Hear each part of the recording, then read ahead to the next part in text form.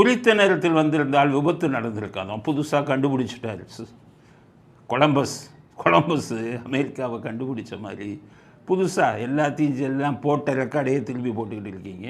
குறித்த நேரத்தில் வந்திருந்தால் இது நடந்திருக்காதான். குறித்த நேரத்தில் யார் வர முடியும்? உங்களை மாதிரி ஆள் ரூபாயை கொடுத்து கூட்டிகிட்டு வர ஆள் தான் குறித்த நேரத்தில் வர முடியும். உங்களை மாதிரி தலைவர்கள் 1000 ரூபா கொடுத்து கூட்டிகிட்டு வந்தால் குறித்த நேரத்தில் வந்துடலாம். ஏன்னா அவன் கடனுக்கு வந்து நிற்பான், சும்மா அப்படி முடிஞ்சவொன்னா ஓடிடுவான். ஆனால் இதெல்லாம் கூடிய கூட்டம், தானாக கூடிய கூட்டம். அவன் வந்துக்கிட்டு ஒவ்வொரு இடத்துலையும் ஆரத்தி எடுப்பான், ஒவ்வொரு இடத்துலையும் மறைப்பான், பார்க்கணுன்னு இருப்பான். எம்ஜிஆருக்கு இருந்த கதையை ஏற்கனவே சொல்லியிருக்கான். 12 மணி நேரம் அவன் எம்ஜிஆர் சொன்ன நேரத்தில் வந்து கழித்து 12 மணி நேரம் கழித்துத்தான் எம்ஜிஆர் இதுக்கு வருவார்.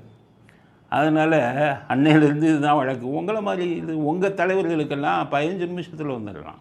நீங்கள் சொன்ன டைமுக்கு உதயநிதிக்கெல்லாம் 10 நிமிஷத்தில் வந்துடலாம். அதுதான் உங்களுடையது அப்படிங்கிறது மக்களுக்கு சொல்கிறேன். செந்தில் பாலாஜிக்கு இதை சொல்லலை. அவர் இதெல்லாம் நம்மளை முட்டாளாக்கணும்னு பேசுகிறார்.